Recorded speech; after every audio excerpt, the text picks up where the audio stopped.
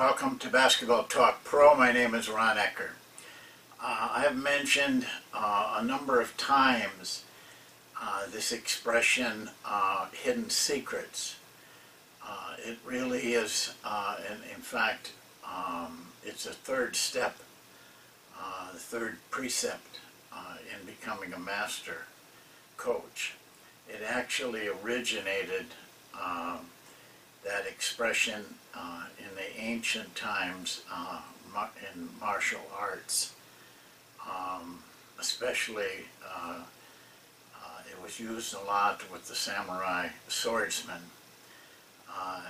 And I wanted to go a little deeper into it today because I think that so many times, I'd say most of the time, we miss the items that I'm talking about, the hidden secrets. They are so subtle and simple that they're easily missed. You have to look for them. You have to seek them. You have to be constantly aware of them, and so that when they are offered, and they're offered a lot, that you're receptive to accepting them and realizing them, so that you can internalize them into your coaching and your lifestyle. Actually, I liken it, and I've said this before. You can read, in fact, on the internet, you do it a lot. You read the content, or you listen to the content of a speaker, but you don't see, for example, an ad on the side that's advertising for some cosmetic or some other item. You don't even notice it until you are looking for that type of product. If you are looking for something in the cosmetic field, then that ad on the side, that small ad, becomes very large to you. And you begin to read it and understand it. This is what the hidden secrets are like. If you're not looking for them, you won't see them. You won't notice them. You won't pay attention to them. And a lot of that is based on how you do your searching. Some people, in fact, I'd say most people, look at something, but they don't see it. They don't see what's really going on. They are looking only very shallow at skimming over the top of things, so they don't see the depth. They don't see what little subtle things and how they can change. They can change the entire outlook on it. And a lot of people will listen to someone talking, but they don't really hear what they're saying. They don't comprehend it, because it's so easy for people to be constantly in touch with themselves. You may hear a concept in basketball coaching, but you are thinking more in terms of, that isn't what I would do. You know, what I do is this. You aren't getting out of yourself. So consequently, you don't hear what the speaker is saying.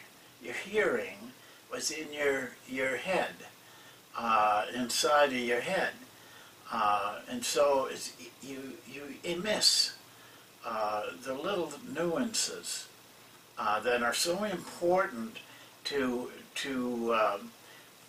complete success. The great jazz trumpeter Miles Davis made this statement that perplexed many people for ages and in the music field. He said, "It isn't the notes you play; it's what's between the notes that makes wonderful music." What he's saying is that sometimes just a slight hesitation from one note to another, or going from one note and playing the next note very softly or loudly, is what makes music sound good. It makes you feel good when you listen to the music that you like. It inspires you and it buoys you up, makes you feel good. But it isn't just note after note after note. Each note is separated. It may be just with a hesitation. It can be what they call in music rests, that there's a space where nothing is played, but the next note then is just the right timing and the right note. These are the things that make the difference between the average coach and the master coach. The master coach knows the hidden secrets. He knows them because he seeks them. He watches for them. He's aware of them. The little things do not they take precedence sometimes over what the actual content is all about. One little item picked out can make the difference for the master coach. They're subtle, and they're very simple. Simplicity seems to detract for many people. They want complexity. They want glamour. They want spice. So a simple little thing that the master takes on himself or uses just is not noticed, not made aware of. They're not really hidden secrets. They're just unnoticed secrets. They're unnoticed things that are not brought to the attention of the average listener or looker. And I'm going to give you some examples that actually we have talked about in Basketball Talk Pro, and some of them are things that I really tried to make an emphasis on. But because they were not really grand things, that like a new drill or a real spiffy offense or something like that, they went unnoticed. And I'm going to go back to some of those and point some of those out because they're an example of what I'm talking about as the hidden secrets. The first one is John Wooden. I did a video on called A Night with Wooden, and in that discussion with him, and it really wasn't a discussion, it was me listening and him talking, and so many things came out of that night for me as a coach, but one, what to me is a major admittance by himself, that he felt that because he spent all those years being average, the reason was he didn't believe that they could win big. And there was reasons for that. But once he did believe with this one team, he really believed they could win at a high level, even winning the NCAA, and they did. Then he realized that all those years, it was him. Now, to me, that was just an incredible admission. And when I started to reflect on it, I realized that so many times in my own life, coaching life, I've gone into games with doubt, with fear, with unsure that we could succeed, and probably didn't. But I can also remember clearly, vividly, some nights that I came into that arena completely sure that there was no way that we would not win the game, even though we were in each instant playing opponents that we should not have been able to beat. How important your mental frame of mind is, and how you have to guard that. That's what he was saying. And here's a man who won 10 NCAA championships. And I tell this, and hardly anybody gets the gist of it. They're thinking in terms of what they're like. But here's a man, very successful man, who just out flat told me this. And I told you it. I didn't make that story up. It was a true story that happened to me. A great thing to understand. I also did it another time with Phil Jackson. He made the statement in response to living in the moment that I was talking about, concentrating on the task at hand, and he understood the difficulty of concentration for coaches and the need for it. And he admitted that he felt fortunate that he had a spiritual tool that put him in a position where he actually could take the task at hand and focus on it completely. This is something that he built up over 35 years. I made the point that everybody's wondering how he's won all of those 11 championships. They have all kinds of reasons, but no one really saw the true part of Phil Jackson, the discipline that it took to maintain his insistence on living in the moment and concentrating on what's at hand right now, not worrying or thinking about other things that might happen.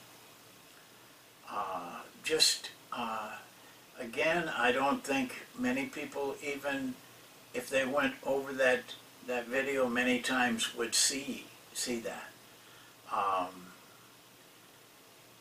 Dean Smith, I'm going right now through the 4 people that we put up as, the people we want to emulate. Dean Smith, you can read his books, you can read everything, but you're not going to hear much about this. Though I told this group that he called all his life, all his ex-players regularly, but it's an unnoticed thing. Nobody paid much attention to that. But you see, the magnitude of that was that he built such a loyalty with his players that it was almost like a mafia organization, the North Carolina players. They recruited for Dean Smith. Their loyalty, because of what he gave to them, and kept in touch with them, and tried to help them with their careers, and tried to help them as people. I told you the story of him going to AA meetings with one of his ex-players who needed AA. Well, all those players were powerful in talking to other players to come to North Carolina. With the fourth one, I gave you the example with Vince Lombardi of a four person sled. A simple, very simple thing. Every day at practice, he got on that sled. 4 linemen started, come and hit the sled. But he did it every day. And he insisted on perfection. They were motivated to hit the sled at exactly the same time, all 4 people. Well, the result was one of the greatest offensive lines in the NFL at that time, and maybe in all of the NFL. One little simple drill. Yet I doubt seriously that many of the coaches recognized the fact that that simple drill worked and helped and had a tremendous impact on high levels of success because he was doing it consistently. Not long, but every day. Get on that sled every day after day. How many people could see that and say, that's what I'm going to do. I'm going to have that kind of consistency in my practices over and over again until perfection is reached. It's the third step of becoming a master. Don't overlook it. And remember this, you won't find them. You won't find those secrets, even though they are probably in almost every video that we have done, over 200 videos. They're there, but you have to find them. You have to seek them.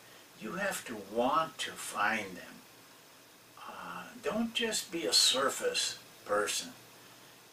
Go beyond the surface. Go beyond what other people say.